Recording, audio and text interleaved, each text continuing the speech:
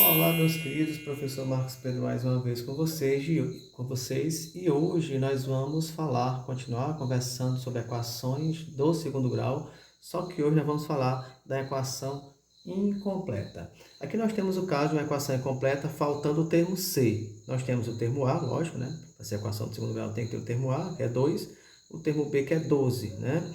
Vamos resolver essa primeira aqui. Veja, aqui nós vamos colocar o x em evidência. Por quê? Porque o x está em todo canto. Ó. O x está aqui no primeiro termo e o x está aqui no segundo termo. Então, nada melhor do que colocarmos ele em evidência. Então, vou colocar aqui o x em evidência. Colocando o x em evidência, aí eu vou colocar aqui dentro. Ó. Tirei o x, coloquei em evidência. Então, eu tenho 2x aqui mais o 12 aqui. Ah, e por que eu não coloco...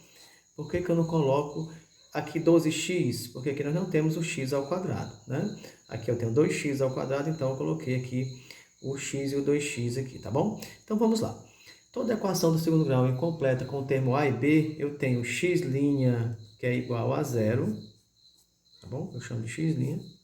E aí nós vamos agora, isso aqui se transformou numa equaçãozinha do primeiro grau, né? Para a gente encontrar o segundo valor, já que toda equação do segundo grau tem dois valores para x, dois valores reais. Então vamos lá. Aqui dentro eu tenho, ó, 2x mais 12 igual a zero. Eu digo para meus alunos o seguinte: sempre você vai dividir quem não está com x por quem está com x. Quem não está com x é o 12, quem está com x é o 2. Então, vou isolar o x aqui, vai ser o meu x duas linhas, né? E vou dividir 12 por 2. Lembrando que esse 12 aqui, ó, ele vai ficar negativo, tá certo? Ó? Sempre eu vou trocar o sinal de quem eu vou dividir com o coeficiente do x. No caso aqui, o 12 vai ficar menos 12 sobre 2. Então, o x duas linhas aqui vai ficar igual a menos 6. Aqui eu tenho as raízes desta equação.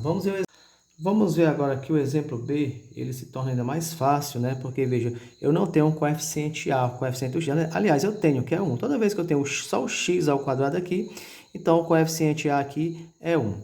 E o coeficiente B é menos 5, já que eu não tenho o valor do C. É uma equação incompleta com os termos A e B. Então, aqui eu vou colocar o x, ele está em evidência, porque ele está em todo canto. Ó. Então, x em evidência, vamos lá. X em evidência, abre o parênteses. Aqui dentro, como é um x, então eu vou colocar o x aqui, ó, né? E repito aqui o menos 5. Lembrando, pessoal, sempre esse segundo termo aqui, eu só coloco o número, nunca coloco o x, tá bom? Fechei, igual a zero, beleza? Então, já sei que o x' aqui, ó, igual a zero. Toda equação desse tipo, o x' é zero. E vamos para o x duas linhas. Olha só, como eu não tenho, ó, x, aqui eu tenho x menos 5 igual a zero. Veja, eu não tenho... Aqui, o coeficiente do x aqui é 1. Então, toda vez que o coeficiente do x aqui for 1, o valor do x vai ser igual ao termo, como eu falo, que não está com o x. No caso aqui, o menos 5. Só que sempre eu vou trocar o sinal. Então, x igual a 5 positivo. Então, x' igual a 0 e x duas linhas igual a 5. Beleza, então aqui nós temos como resolver uma equação incompleta com os termos A e B, colocando o x em evidência, que é o modo mais utilizado. Agora nós vamos falar de outro tipo de equação incompleta, que é a equação em que eu tenho o termo A e o termo C. Lembrando, o termo A está com x ao quadrado, o termo B é aquele que está só com x, e o termo C, como vimos no vídeo anterior, é o termo independente, né? Vamos pegar aqui esse primeiro exemplo aqui, onde eu tenho, ó, x ao quadrado menos 9 igual a zero. Tá certo? Então, aqui nesse caso, gente, eu faço só o seguinte. Eu vou pegar aqui, ó, x é igual, né, a mais ou menos, aqui, ó, a raiz quadrada do 9. Veja que o 9 está negativo, então ele vai passar para o outro lado positivo. Ó. Ele está antes da igualdade e aqui ele está depois da igualdade. Então, aqui dentro da raiz ficou positivo. Então, é possível fazer essa equação no conjunto dos reais. Então, eu tenho aqui que x vai ser igual a mais ou menos 3. Né? Então, veja que nesse tipo de equação aqui, a raiz tem o mesmo valor.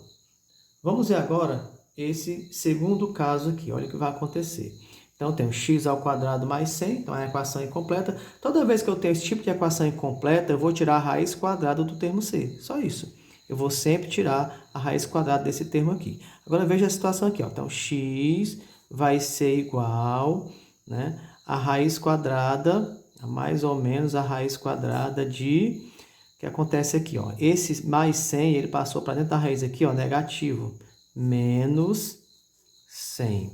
Tá ok? Porque, ó, antes da igualdade ele estava positivo, ó. Depois da igualdade, trocou de lado, trocou de membro da equação, ele ficou negativo. O que acontece aqui? Essa aqui é a melhor de todas, né? O que acontece? Eu não tenho um valor real para essa equação, né? Ou seja, quando eu chego nessa situação aqui, eu digo assim, ó, não pertence ao conjunto dos reais. Por quê? Porque não existe raiz quadrada de número negativo no conjunto dos reais. Isso nós vamos ver mais na frente, mas no conjunto dos números complexos. Vamos agora ver essa situação aqui, ó. Nós temos aqui, ó, 2x ao quadrado menos 200 igual a zero. Veja, aqui eu tenho um coeficiente do x ao quadrado, que é 2. Nesse caso, é aquilo que eu falo, eu sempre vou dividir quem não está com o x por quem está com o x, né? Então, o que eu vou fazer? Eu vou isolar aqui o x, né? O x vai ser igual a mais ou menos a raiz quadrada, não esquece da raiz quadrada, né? Sempre eu vou tirar a raiz quadrada desse termo. E se tiver algum termo, algum coeficiente do a que seja maior que 1, que seja 2, que seja um valor diferente de 0, ou melhor, que seja um valor diferente de 1, então eu vou dividir esse por esse, quem não está com x, por quem está com x. Então, eu vou dividir aqui 200 por 2, né? 200 por 2. Então, x vai ser igual a mais ou menos a raiz quadrada de quê? A raiz quadrada de 100. Então, o valor de x aqui está na cara, né? O valor de x aqui vai ser o quê? Qual é a raiz quadrada de 100? 10. Então, x é igual a mais ou menos 10. Beleza, então aqui nós trouxemos para vocês todos os exemplos envolvendo as equações do segundo grau incompletas, faltando o termo C ou faltando o termo B, que é o caso desses últimos exemplos que eu estou passando aqui para vocês. Então, tá aí. Um grande abraço para vocês. Nós vamos ter mais aulas agora, videoaulas no canal, onde nós vamos falar de equações completas e as maneiras diferentes de resolver uma equação do segundo grau completa. Abração a todos. Deixa aí seu like, curta o nosso canal. Um grande abraço e até o próximo vídeo. Valeu, tchau, tchau.